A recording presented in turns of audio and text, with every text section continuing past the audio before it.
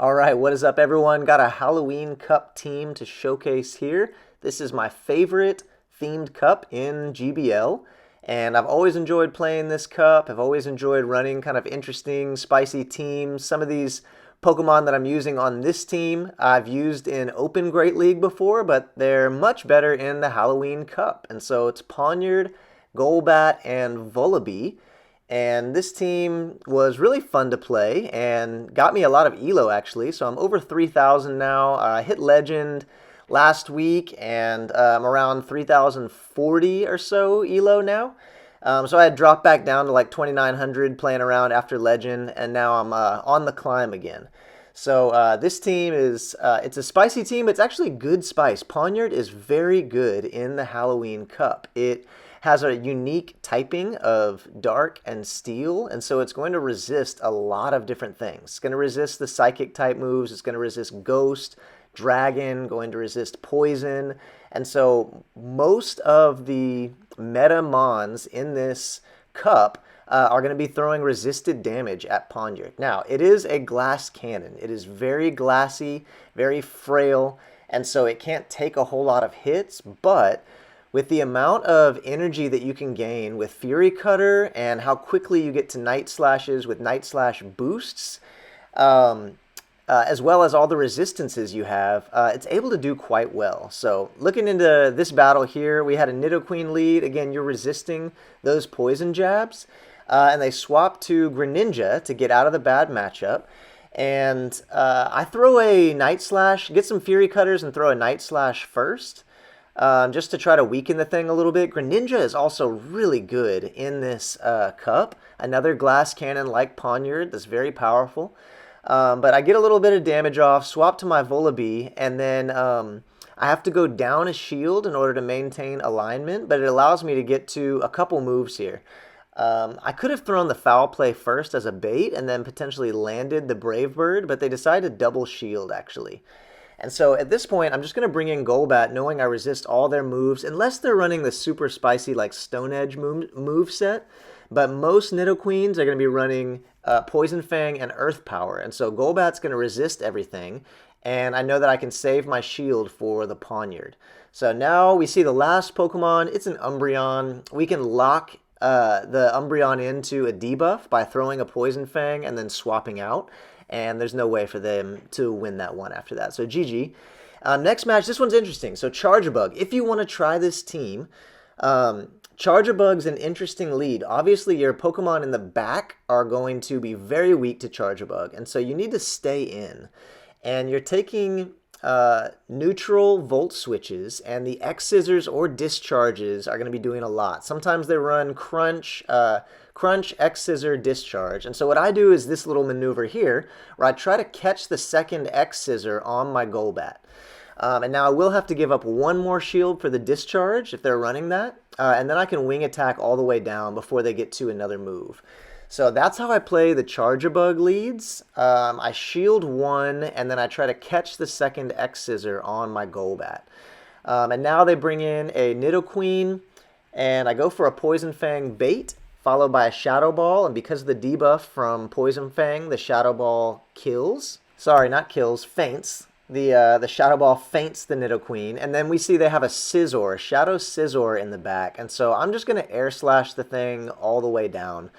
They have a shield. I don't get to two moves, and so no sense in throwing a move. Next battle, we see a Shadow Scizor in the lead, so this is a good lead for Pawniard. I'm resisting their bullet punches. I'm going to resist their Night Slash, and yet I'm doing neutral stab damage with my Night Slash. So they actually decide to catch the Night Slash on Mandibuzz. And I get a boost, though. So I stay in for a little bit, doing some boosted Fury Cutters to the Mandibuzz. And then I swap out to my Vullaby. Vullaby against Mandibuzz is kind of funny. And this is an Air Slash Mandy too. If it was Snarl Mandy, then Vullaby has a much better matchup with it. Although it did get the buff to Aerial Ace, and so they're able to spam Aerial Aces a little quicker now. Yeah, we're able to win the matchup. We land the Brave Bird, and then we throw another Brave Bird at the Toxapex. So they shield that, and I'm just going to swap right into my Pawniard, knowing that this thing's going to be good versus their Toxapex and their Scizor in the back. And then I can just save my Golbat for the end game. So I'm going to start committing some shields here. At this point, I think I can let the Night Slash go and get my Night Slash off, but it doesn't go through. So that was unfortunate, but it's okay. I can let this go. And now I just need to start spamming some Poison Fangs against this Toxapex. So I may have just made it to, you know, a Shadow Ball. They may have just let the Shadow Ball go, but I decided that the Poison Fangs plus the Wing Attack damage was probably the better way to go. I can actually survive a Brine at this range too, so even though they get this other one off, it's going to be okay. I live this. Golbat's pretty tanky actually, and so we get the win. So GG. Next battle, we see another Charjabug. So I'm going to try the same little maneuver that I did earlier.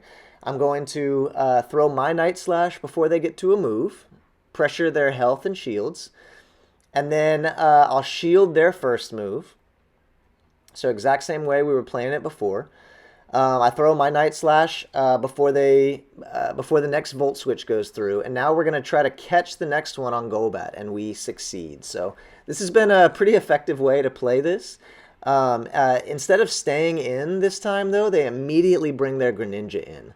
So I'm going to throw this Poison Fang. I know I can live a Hydro Cannon, but it does a lot of damage. So I shield it. And I go for my next Poison Fang here. Now, this one, like I said, I live, and my Poison Fang will KO them from here. So they'll likely bring the Charjabug back in to get a Volt Switch of damage in and knock me out. And now I got to bring my Pawniard back in and just soak whatever move they throw at me and hope that I can Air Slash the thing down with Vullaby.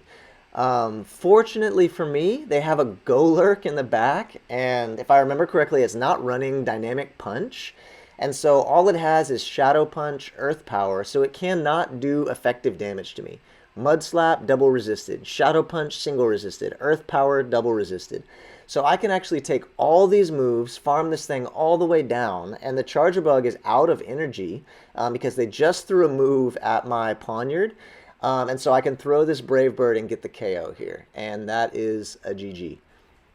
So, overall, this team, like I said before, very fun, very strong, climbed a good amount of ELO with it. I plan on continuing to use it. If you don't have a Hundo Best Buddy Vullaby, you can run Mandibuzz. It's going to probably perform better than Vullaby. But Vullaby, I like the access to Brave Bird for Vullaby. I think it's very helpful for getting out of some of the bad matchups. But Mandibuzz would do great with Aerial Ace spam. Galarian Moltres also I've used in place of Vullaby. You have Wing Attack and Brave Bird there, as well as Ancient Power and Payback as options for your other charge moves. So try the team out. Let me know what you think in the comments. Y'all be blessed.